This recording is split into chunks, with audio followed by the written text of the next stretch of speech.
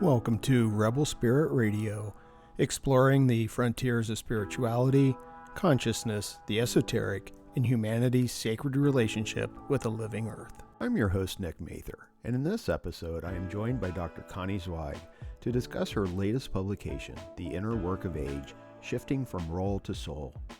Among many other topics, Connie discusses what it means to transform into an elder, the moral voice of the elder, Earth Elders and Activism, and aging as a rite of passage.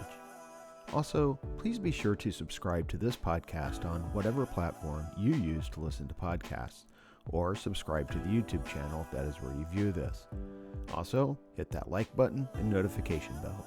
Your support is truly appreciated. Dr. Connie Zweig is a retired therapist, writer, climate reality leader, and citizens climate lobbyist. Known as the Shadow Expert, she is co-author of Meeting the Shadow and Romancing the Shadow, and author of Meeting the Shadow of Spirituality, and a novel, A Moth to the Flame, The Life of Sufi Poet Rumi.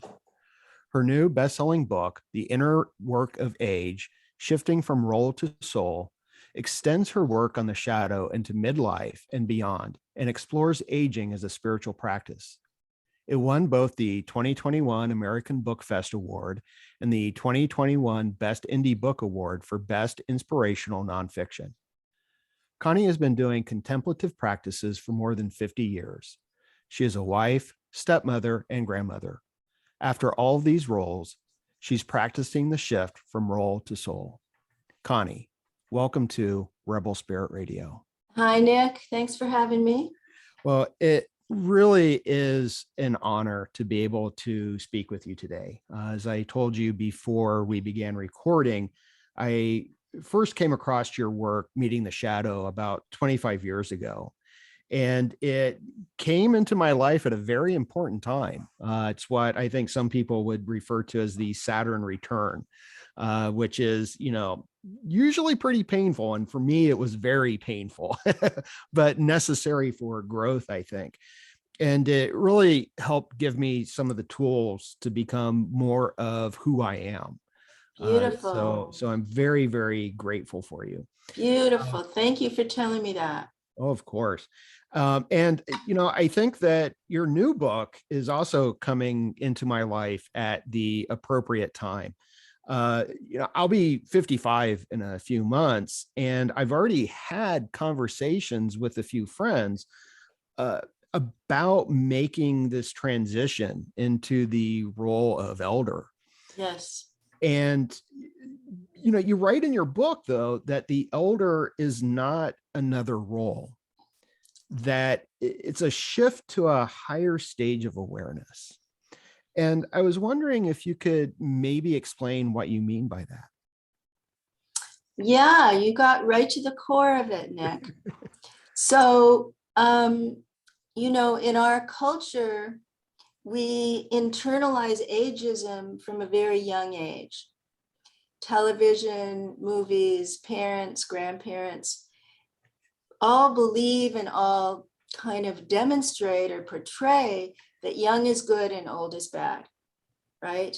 That independent is good and dependent is bad, or strong is good and weak is bad, and doing is good and not doing is bad. And so we internalize these beliefs and these images about aging that lead to a lot of unconscious fear and dread about growing older. And at the same time, we don't have a rite of passage for crossing the threshold to become an elder, like the indigenous cultures had. And so what happens is we get our Medicare birthday card at 65, we become a senior. But a senior is not what I mean by an elder. A senior is chronological. An elder is a stage, not an age. And part of becoming an elder is recognizing what I call the inner ageist, that shadow character that we've internalized with all of that ageism, that part of us that unconsciously feels badly, even hates growing older, hates the changes happening to the body, retirement from paid work, other kind of emotional states that may be coming up with aging, illness and loss. And so part of becoming an elder is becoming conscious, breaking through denial of that inner ageist. I mean, for example, I used to have clients when I was still doing clinical work who really felt self-hate when they went into their 60s and 70s. They did their self-acceptance just dissolved, and they began to feel incredibly negative feelings about their bodies or their minds. And so that is not an elder. I mean, an elder, from my point of view, has several qualities. An elder is connected to the shadow, these unconscious feelings that I'm talking about, these parts of us that hold negative attitudes about aging. An elder is also connected to some kind of transcendental awareness, which could be, we could call it the higher self. Jung called it the self, or soul, or God within, whatever we call it, our essential spiritual nature. So an elder has some kind of a practice to experience that on a regular basis, to move beyond ego. And the third thing is an elder has mortality awareness. So if we're in denial of our mortality, then, you know, like my 89-year-old friend who said to me, I don't want to be with those old people. I'm not like them. So that is not elder awareness. An elder doesn't regret the past, isn't closed-minded and kind of locked in black and white thinking. An elder is more open, still learning, still exploring, and also doing some kind of spiritual work. So that is a different quality of awareness or stage of awareness than conventional ego awareness, or what I call the heroic midlife ego awareness. It seems like our culture is not set up, like you said, you know, we don't have a rite of passage in our culture to become an elder. And I think that American culture is still, we associate ourselves with youth. You know, I think we're still saying as a young culture, and youth is everything. And even among people, leaders who I would assume should be stepping into the role of elder, I still see a lot of childishness that's coming out. And yeah, it makes me wonder about the role models that we may have for elders in our current culture. well, that's a really good point, because if we have an elder who, when we're children or teenagers and we have an elder in our life who's modeling old age as thriving, healthy, compassionate, continuing to grow, that can be an antidote to the inner ageist. Because then the child or the teenager or the young adult can say, wow, look at my grandmother, or look at that teacher, or look at that counselor, or look at that politician or clergy person. That doesn't look so bad, right? And so I was just talking to my 10-year-old grandson and telling him about how I published my 6th book and how meaningful it is to me to be talking to my readers now. And we sat and we did this little online program, how to make a book, and had a really good time. So he's having an experience that I didn't have. I didn't have a single positive image of an elder when I was his age. So that can be an antidote to it. But you're right, what we do see right now, we have a lot of politicians who are in their 80s.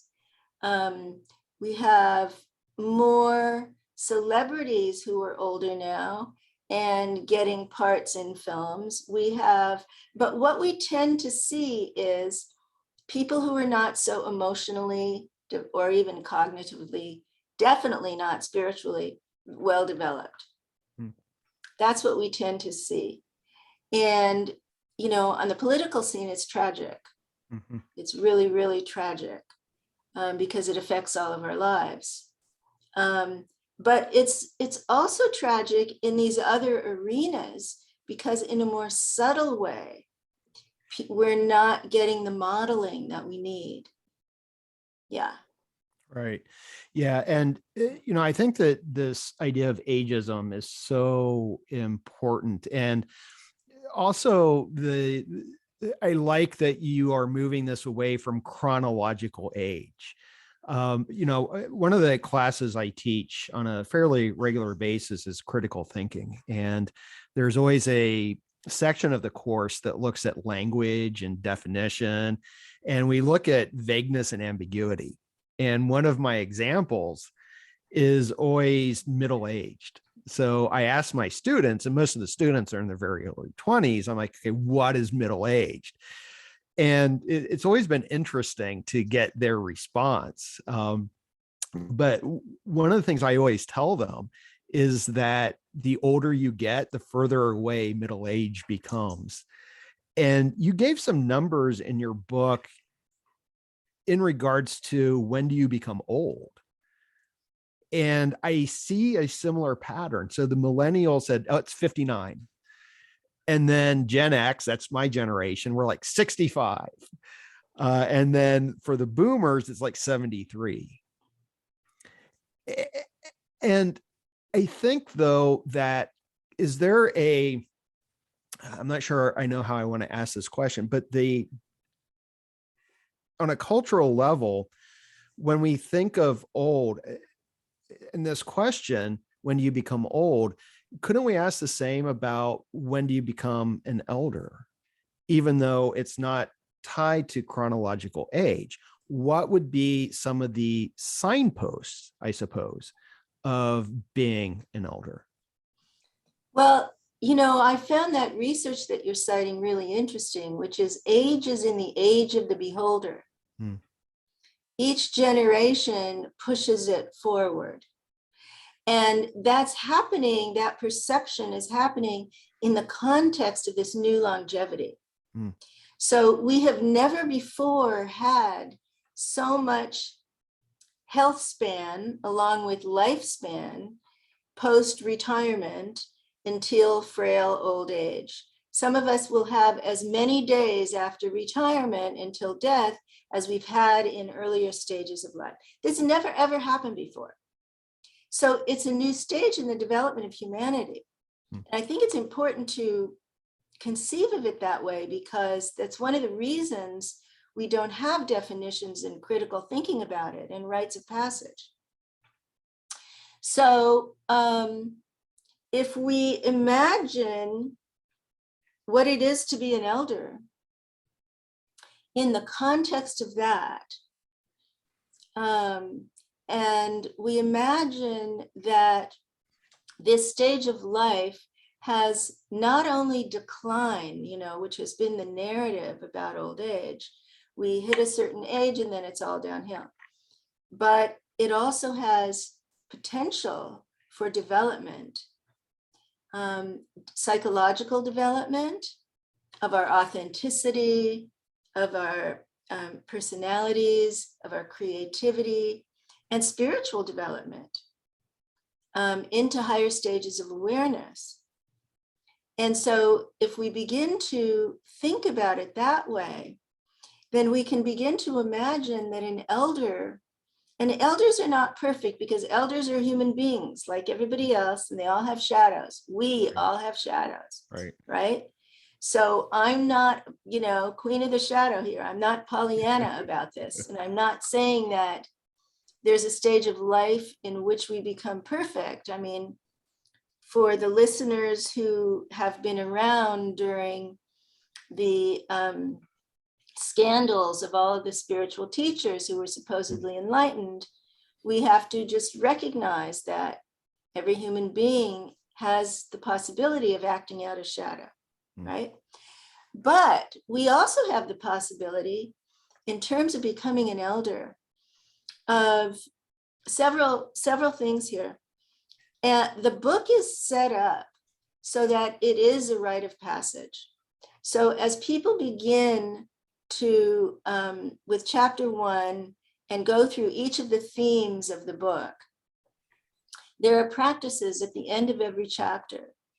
And as you begin to cultivate these practices, you begin to change your stage of awareness. So some examples: if we do a life review in our 60s or 70s or 80s, if we review the lives we've lived, the key moments, the key people, transitions, losses, traumas, breakthroughs, we begin to see where we need emotional repair.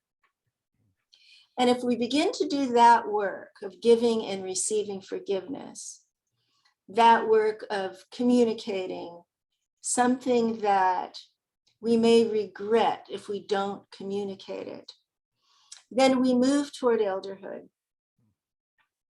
I added to the traditional life review the dimension of shadow. So what is the life we've been living in the unconscious? Jung called it the unlived life. And how can we reclaim from the unlived life something that we want to express now? That's part of becoming an elder. It might be a feeling that was repressed all our lives that we can now begin to kind of let out of the box. It might be a creative aspiration. So many of my friends and colleagues are writing and painting and doing all these things that they never had the time to do before, learning how to play an instrument. So that is part of becoming an elder. And then there's spiritual repair. So many people in my generation started meditating when we were quite young, and either stopped meditating or never changed their practice and never really questioned it any further. So this is now the time to do spiritual repair. What do you really believe? What are your most prioritized values in this stage of life in order to prepare for death? What practices could you pick up now to prepare for later life? That's all part of becoming an elder. And practicing mortality awareness, really acknowledging that the time horizon is shortened now. What is most important to me, and what will I regret if I don't do it? You know, on my deathbed, what will I feel badly about? So an elder, each individual who really wants to make this transition, it looks at this in different ways because we all have our own needs and our own circumstances. And some people will want to make a spiritual shift and some won't be interested in that. They'll be interested in emotional repair or creative work. So there's so much promise for this stage of life. And we can go into more detail about the spirituality if you want. But what I'm suggesting is that, and you know, another aspect of it, Nick, is activism. There are many elders now who are engaging in social activism in the pressing issues of our time, in the climate crisis, in racism, gun violence, even the current war that we're experiencing now, through community. Bill McKibben, who started 350.org, has just launched a new organization called the Third Act that's specifically for elders who want to engage in the climate crisis. Elders Action Network is a community, a national community that has local chapters engaging in all kinds of social issues. But here's the key. An elder activist doesn't want to engage in the same way as a midlife activist or a teenage activist. We want to bring our elder stage of awareness into our activism today. What does that mean? We have more psychological awareness.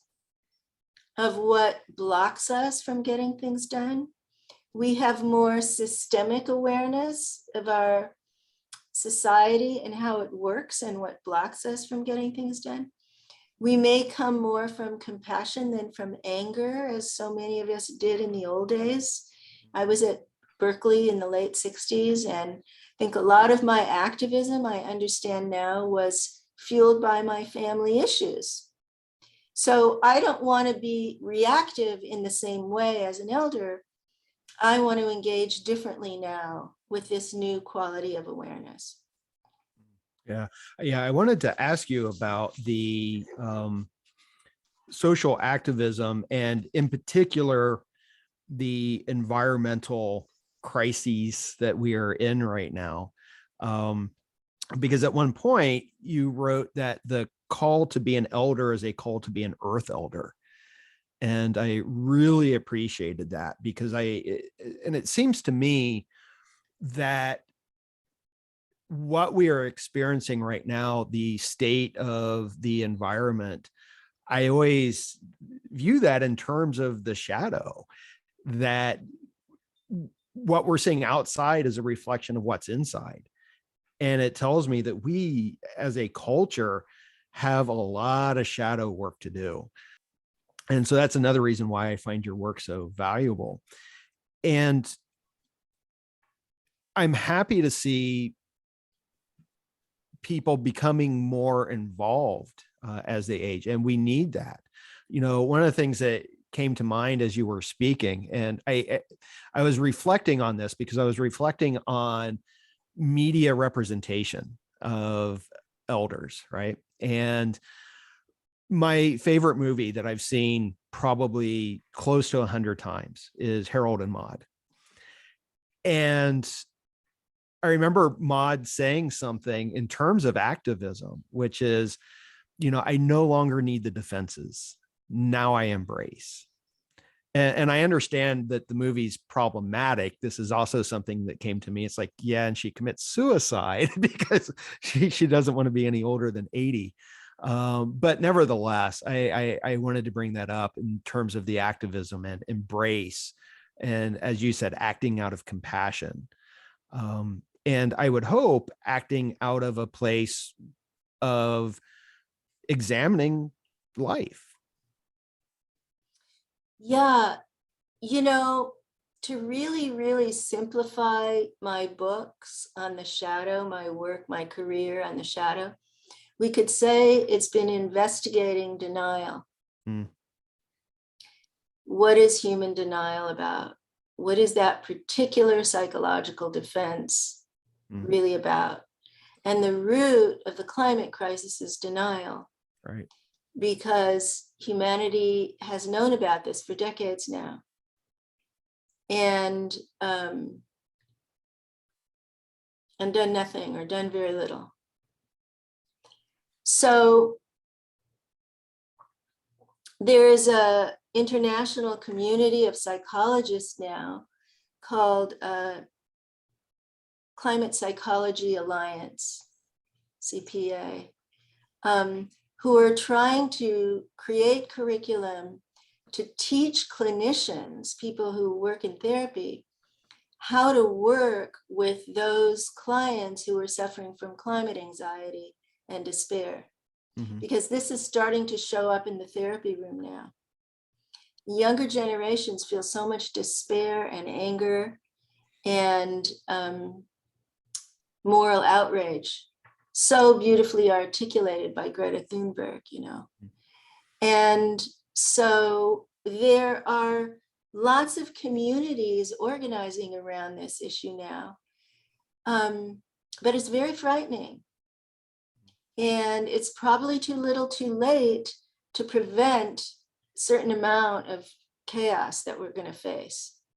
Right. So in some way, becoming an elder is becoming an earth elder in the sense of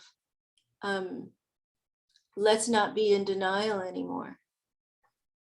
But it may not be the call that everyone hears for engagement. Some people may hear a different call to a different cause, Some people may focus, like my husband is really focused on spirituality. And he is a spiritual elder, I would call him. And that is his path. And so other people are focused on creativity. Like we could look at, there's a fabulous book called The Creative Age by Gene Cohen, which really, I wrote about it in my book because he looked at the development of creativity through the lifespan and showed statistically how many people are creative elders, how many people either begin or continue their creativity very far into their late life. And so that is a different call. And whether they're composers or architects or painters or novelists, that's a different call. And so not everyone is going to become an earth elder, but I think in terms of our awareness now, we don't want to be in denial of the, critical danger in which we live. Right. Yeah, I'm glad you mentioned Greta Thunberg, because I was reflecting on her while reading your book. And I think this is maybe, Jungian terminology, but I was thinking, well, she is like an elder in the sense that she has this responsibility and this gravitas, perhaps, in facing these things. And then I thought, well, it's the combination of opposites. She's the senex pure. I'm not sure if I'm pronouncing that, but she's the combination of the elder and the youth. Yeah, I would say more she's a young person with an old soul. Okay. I don't know that she's an elder because she doesn't have the life experience. Right. Yeah. But she's really speaking. She's become a moral voice for humanity. And this is what we need from elders. Mm-hmm. We need the moral voice of the elder. Right. And in conjunction with the youth. So there's a lot of intergenerational work going on now. Mm-hmm. With the youth climate movements and the elder climate movements. And, there's always been mentoring and co-generational work, but it's really focusing on climate now. And so for people who are interested in that, it's not hard to find. Right. Yeah, I see that as well. I come out of the California Institute of Integral Studies. And, one of our, I don't think she was ever a full faculty member, but one of our elders is Joanna Macy. Yes. And I know that I have classmates who work with her, and I see, as the one generation is moving out, and they're facing their mortality, we've got this other generation that's coming in. And this idea of dialogue between the generations, I think, is so important. And yeah, Joanna's in her 80s now. Yeah. Yeah.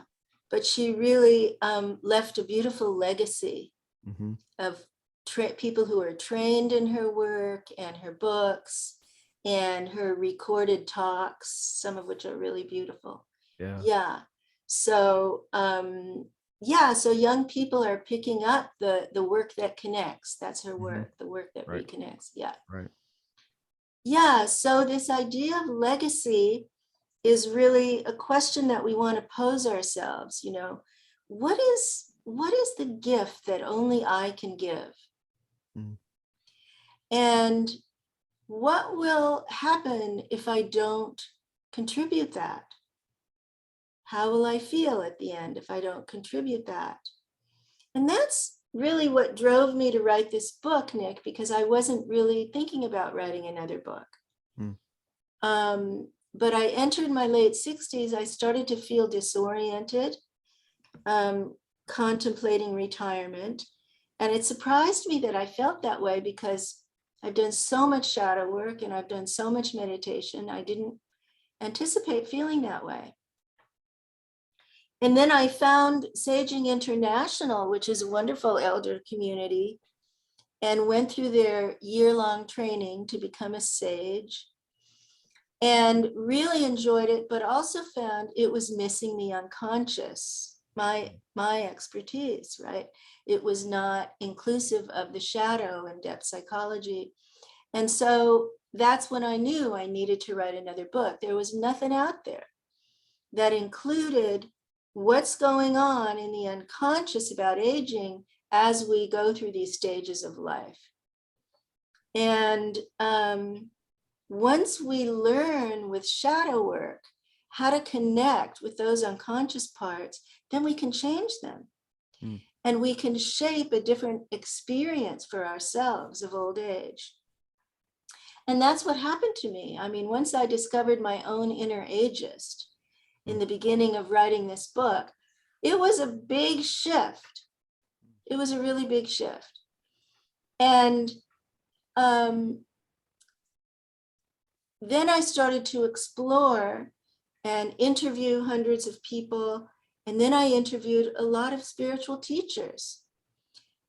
Ken Wilber, Father Thomas Keating, just before he died, Krishna Das, Anna Douglas, a Buddhist teacher, Roshi Wendy Nakau, Roger Walsh, Lionel Corbett, Jungian analyst, James Hollis, Jungian analyst. And I began to get a sense of how they were working with their own aging issues. And these interviews were really inspiring to me in terms of what you and I were talking about, the missing elders. Because for me, each of these people is a spiritual elder. And each of them has practices. Rabbi Rami Shapiro described the practices that he does every single day as he's moving through this stage of life. And then I had this memory from decades ago of something that Ram Dass had said. The spiritual teacher Ram Dass spoke about the shift from role to soul.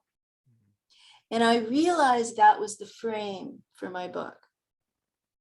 That shift from role or identification with what we do to soul, or who we really are, our spiritual essence, is really the hidden stage.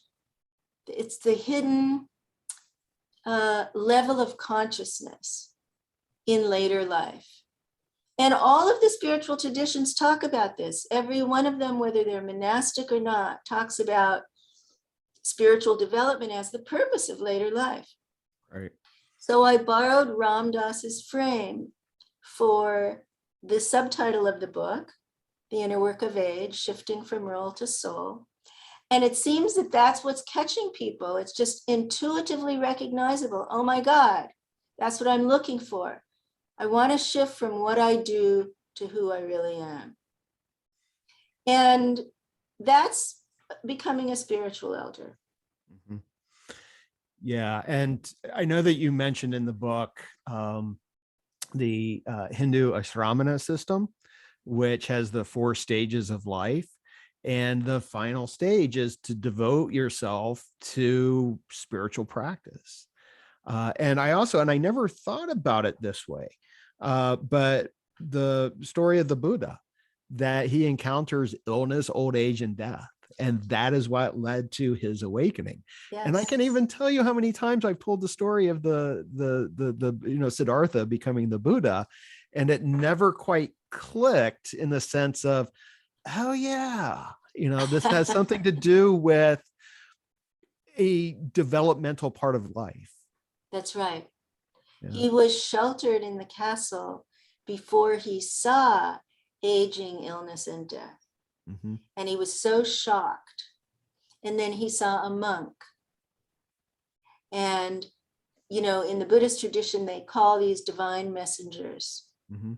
And I'm adding retirement is a divine messenger. All these other transitions that we go through now, we can put them in the same frame. Any of them can be a wake-up call to begin to make these changes.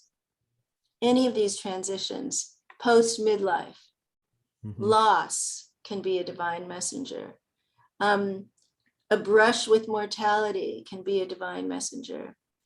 And so, yeah, India and the ashramas, the traditional Indian world taught that first we're students, and then we're householders, and then we're grandparents, where we begin to let go a little bit.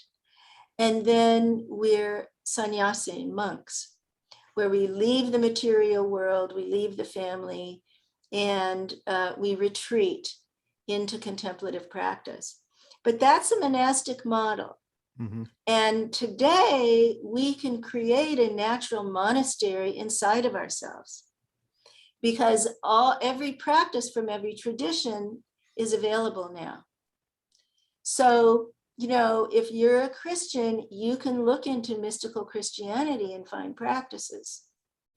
If you're Jewish, you can look into mystical Judaism and find practices.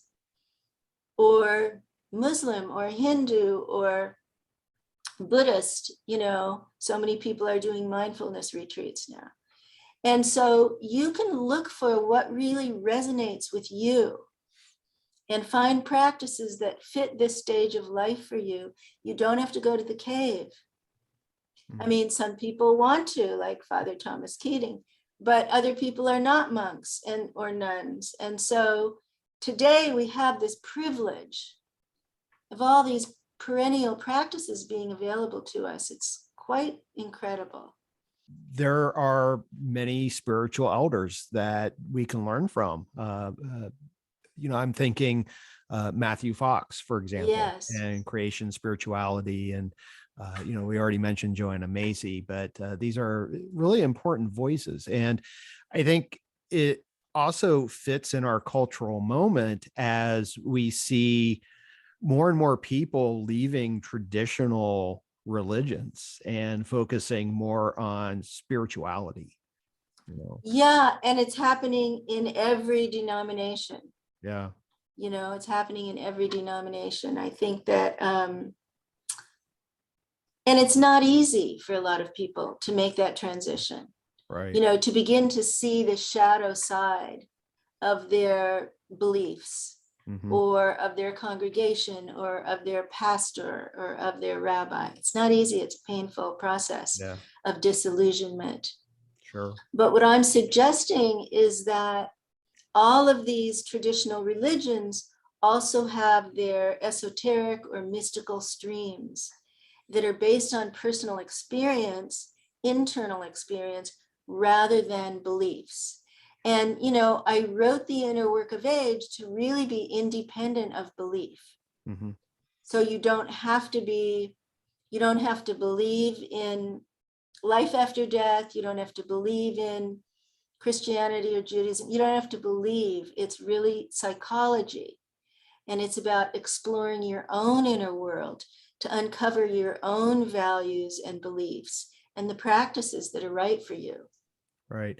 And, one of the things that came to mind as well while reading, you quoted James Hollis, who you've mentioned, that, and this is in regards to awareness of death, where he said that an awareness of death is part of an examined life. And I see all of this as a continuum of living an examined life. And I think that there may be people who see the title of the book, The Inner Work of Age, and are like, oh, well, I don't need that yet. And I think it's for everybody. These are things that we should be thinking about and examining throughout our entire lives. Well, it's funny. I wasn't thinking about that when I was writing, but a 30-year-old friend of mine just read the book, and he said it completely changed the way he's going to go through the lifespan. Yeah.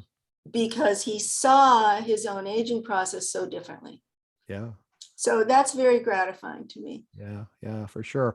And I like this practice. I think that some people would think it's morbid, but I see that as the shadow. I mean, aging and death is the shadow,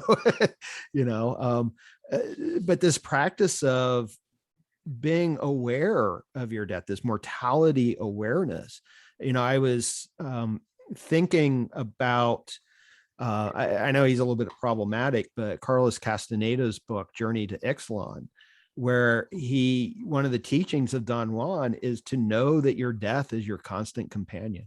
Yeah, and it can happen at any moment. Mm-hmm. And I think for me, 50 years of meditation practice, what happens now is with each breath, I'm practicing mortality awareness. I'm aware that this exhalation could be my last, and this one could be my last.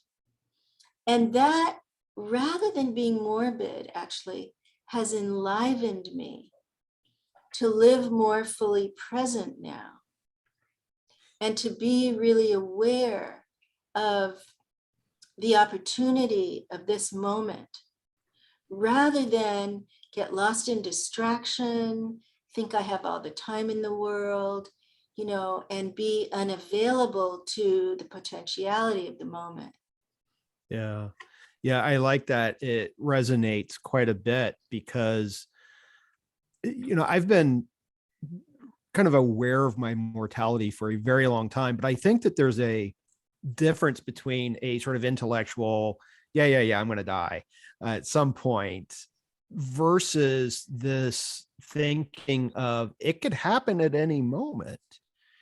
And I think that when you do have that kind of awareness, you do live in presence now. And I think you even refer to it as that, as a portal to living fully here. Yeah, that's one of the promises of mortality awareness. That's really, it opens up the moment, and in an alchemical way, with a kind of urgency that isn't there if, like, I have a friend who said to me, I'm 65, I have plenty of time, I don't have to think about this. And I didn't push her, but I thought to myself, 65 and no awareness that of how long she's lived compared to how much time she has left, right? And so there's a certain denial that's kind of baked into that. And that's a defense. And that's why I didn't push on it, because, we want to respect each other's defenses. Right. We all need them. And she's missing out. Right. On something precious. Yeah. Yeah. And, for our listeners who might be thinking, I don't believe this, there's life after death, I'm going to have lots of lifetimes. Whatever we believe metaphysically, my Conniness will pass. This individuality, this body, this Conniness, it will pass. Whether I'm reborn or not as a soul is another issue. And so that's really what I'm talking about. This body, mind, and its gifts and contributions, and, the wisdom that's been gathered over 73 years of life experience. What can I offer to the common good today? What can I offer to my grandkids? What can I offer to the urgent crises that we're facing? What can I offer to my communities? Yeah, if we don't hold mortality awareness, we're not going to be asking those questions. Right. Yeah. And it seems like you're not going to live a fully examined life. And I like what you just said, because what came to mind was that it's almost like aging a ceremony. It's like aging as ceremony. Yeah. And that's similar to rite of passage, right? Mm-hmm. Yeah. So there's a kind of a built-in ceremonial moment to moment to moment quality of elder awareness. Mm-hmm. And I wrote in the book about a particular ceremony for my retirement from clinical practice, where I created this rite, and I had never done it before, but I wanted to really experience the 3 steps of a rite of passage: letting go of the past, stepping into the unknown, and emerging renewed. And so I created a ceremony for retirement to be able to do that. Letting go of my clients, letting go of my books, my readers, really stepping into the unknown, not knowing what was next, and then stepping across this threshold that I had made on the floor, empty-handed. And so that was before I wrote this book. I didn't know this book was going to appear as a task for me to do. But it freed me.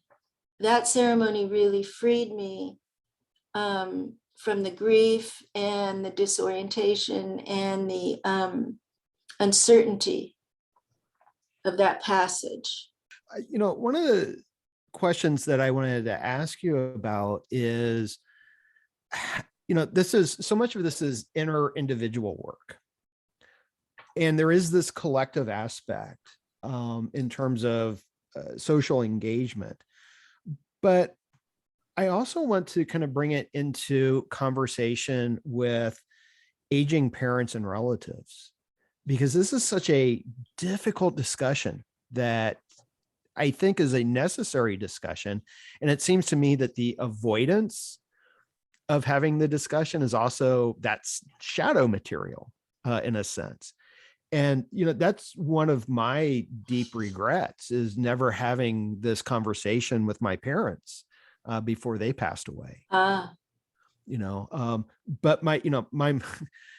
my mother avoided her age and it actually cost her her life anyways, by lying constantly about her age.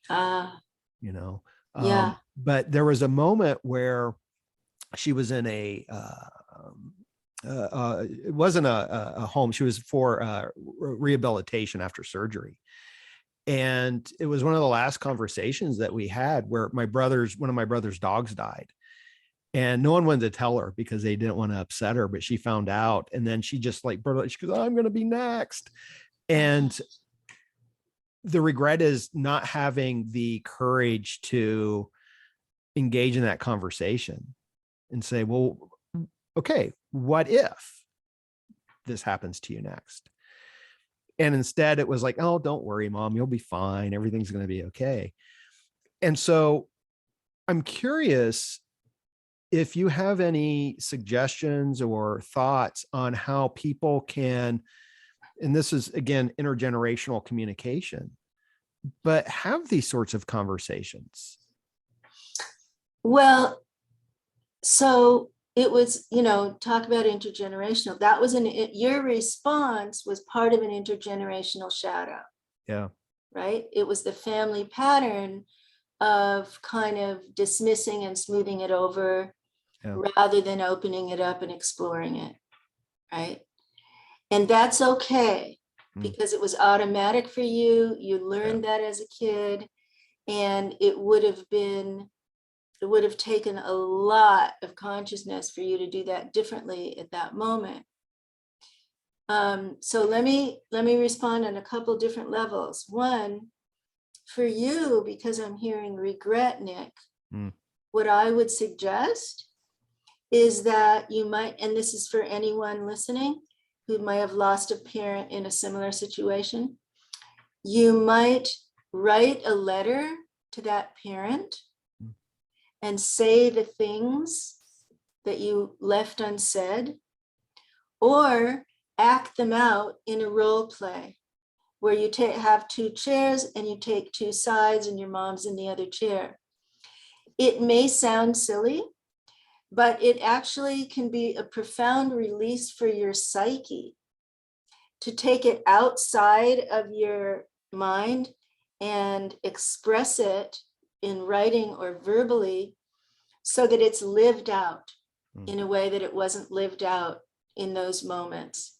And you might be surprised at what the other person says. You can kind of channel your mom and see what comes up. You could do it as what I did after my mother died is I did a series of letters with her, and it really helped me through it. In the larger sense of aging and dying family members, we just lost someone in our family last week who also lived in denial. She died of colon cancer, which is completely unnecessary today. If you have a colonoscopy, that's not going to happen. And she just never went to the doctor and didn't get herself checked out. And so there was a loss for everyone, and also a recognition that of her adult children that they don't want to live that way now, because they saw the result of that. So in terms of the communication, there's a big chapter on illness in the book. And part of the one section in it is about caregiving. And it kind of explores and demonstrates communication that's kind of sophisticated, maybe a little bit over the head for some people's families, but it offers a possibility of how to experience illness and caregiving as spiritual practice, in the sense that you learn how to attune to yourself and what's going on in your shadow. You learn how to communicate, to be related with kindness and with without what happened for you, without automatic default responses. And you learn how to kind of give and receive, so that one person doesn't feel a victim and the other person the rescuer, the fixer, because that's really important in these situations. So that both people stay honest and vulnerable and see themselves in the other. So that's kind of the root of it. There's a spiritual context for that, which is, and some listeners might be interested in this and some may not, which is the practice that I am not the body. And so if I am ill, I'm not the body, that's not my true nature. And just like in the retirement chapter, I am not the doer, that's not my true nature. And so there are practices throughout the book to deepen our identity into our spiritual essence, rather than getting stuck in these kind of more relative identities. Another point that you brought up throughout the book is that our thoughts about aging and illness affect how we age and how I think we respond to illness. And I think that's really important to keep in mind for people going through their lives. Well, that circles us back to the beginning. Right. So it turns out that there's a lot of research now that shows that our unconscious feelings and beliefs and attitudes about old age and illness and retirement shape how we experience it. That's what made me write the book when I found that research, because it was so mind-blowing to me. It actually, our unconscious fears and images and associations with old age affect our longevity, affect our memory, affect our cardiac health. I mean, it's incredible. Yeah. And so if we can uncover what those are, then we can reshape how we are going to experience this stage of life. And that's just radical. Yeah, it does my heart good to see people being very active. My partner and I have talked about this, and it's odd, but that people of a certain age now, they seem younger than what they did when we were young. And, I guess the example I have for this is I hike every week and I go to a canyon by JPL.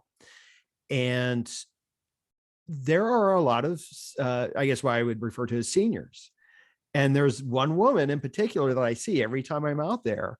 And she's got to be probably in her 80s. And I just love seeing her there because she's out there in her hiking gear with her poles and, big old smile. And when I was a kid, I would never run across anything like that. People just seemed older. And maybe it was a aspect of just being young. But I also think it is something in terms of the generations. Well, this is because the health span is catching up to the lifespan, right? So what does that mean? It means that there's so much information available now about how to stay healthy, about nutrition and exercise and the brain and inflammation.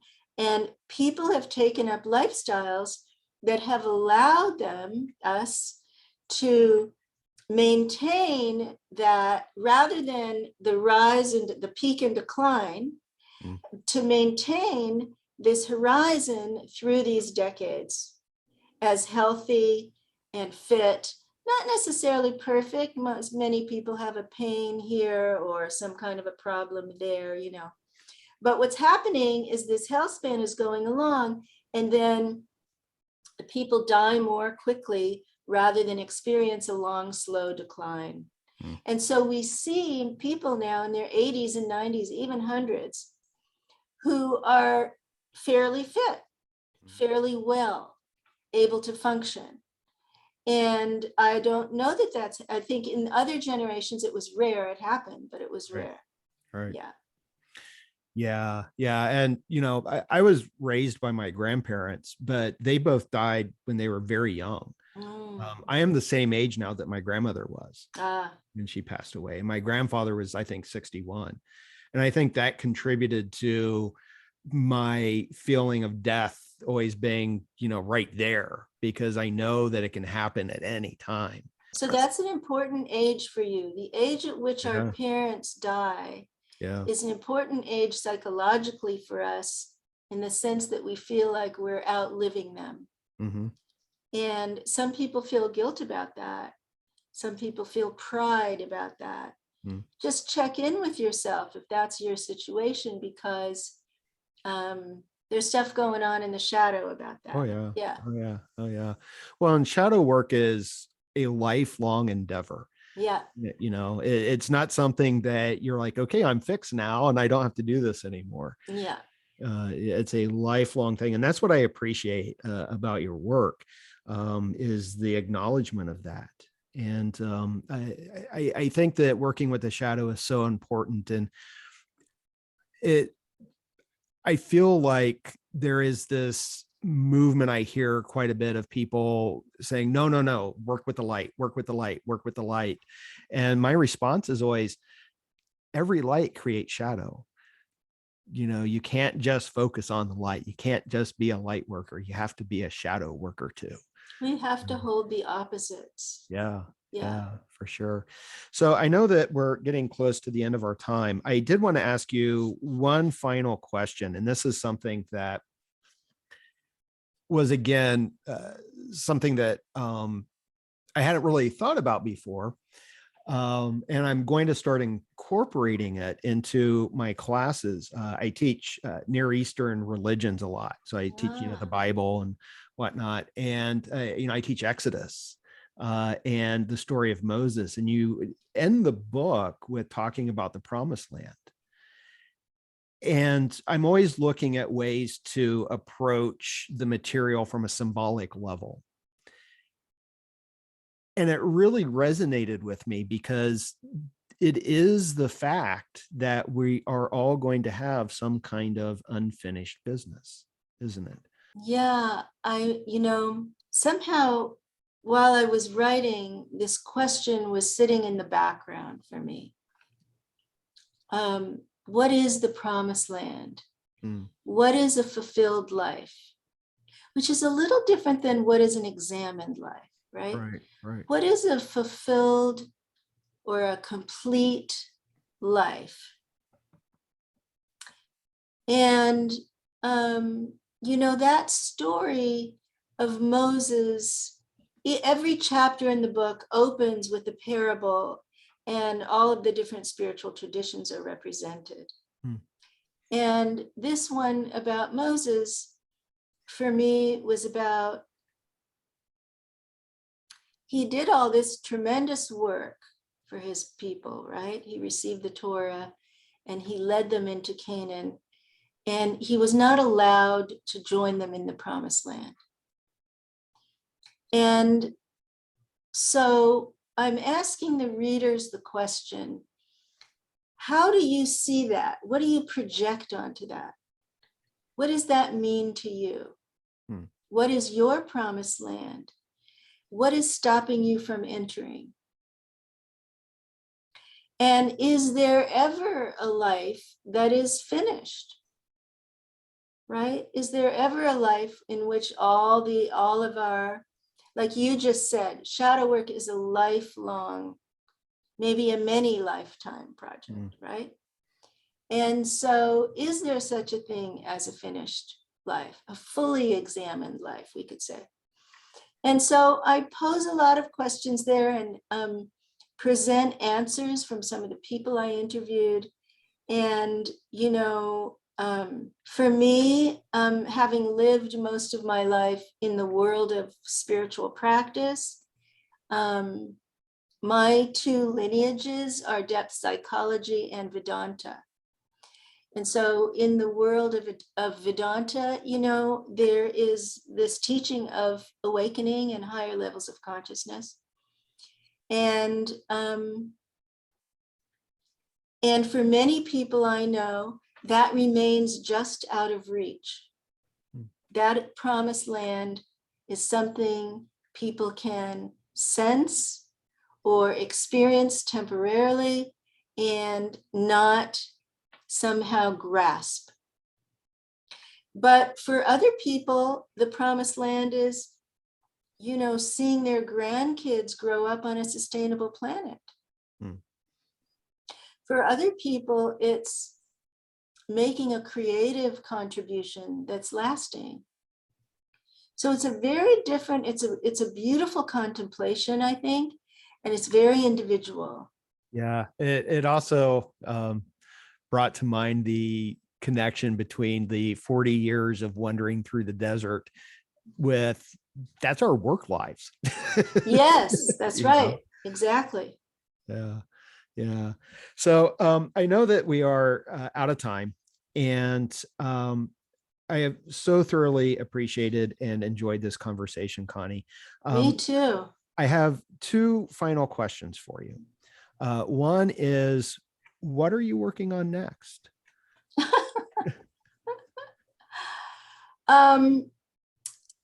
Well, let's see, a couple things.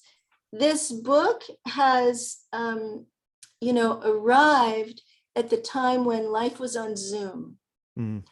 And as a result of that, I've been able to meet thousands of readers I wouldn't have been able to meet otherwise. And so I've been teaching online, and I'm going to continue to do that.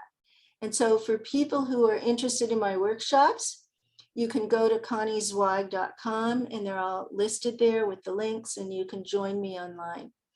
For other people who are reading the book and are interested in aging in community, we've formed about probably 35 wisdom circles now of people who are meeting online and going through the book together and doing the practices together and forming beautiful friendships and feeling less isolated and aging in community. So if that's of interest to you, you can shoot me an email, conniezweig@gmail.com, put wisdom circle in the subject line so that I know that that's why you're reaching out. Please don't send me a long story in the email, but I'm giving out my email for this purpose if you want to join a circle. So those are some of what I'm working on now.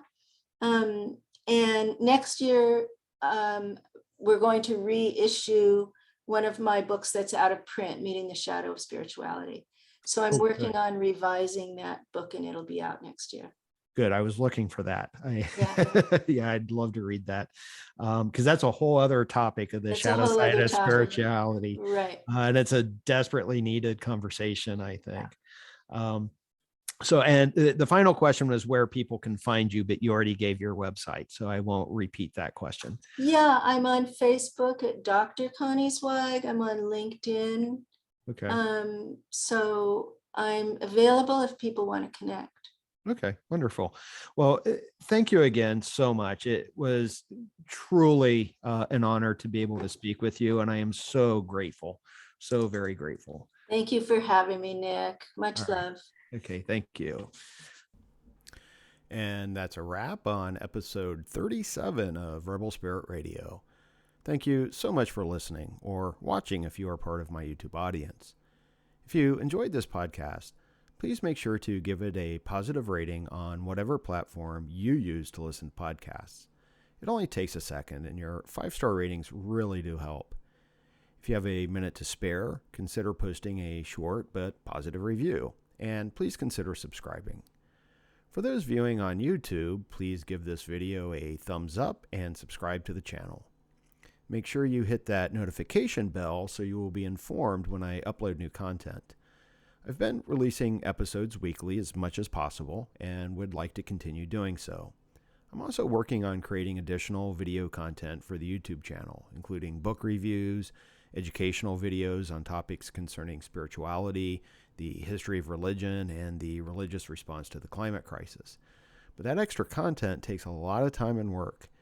If you would like to support me in creating free and credible material on YouTube and continuing with this podcast, please consider making a one-time donation via PayPal. You can find a link for that in the video description or show notes. Your support makes my work and this podcast possible. I'm Nick Mather, and you've been listening to Rebel Spirit Radio. Until next time, may you be in peace, may you flourish in all possible ways, and may you continue to nurture your rebel spirit.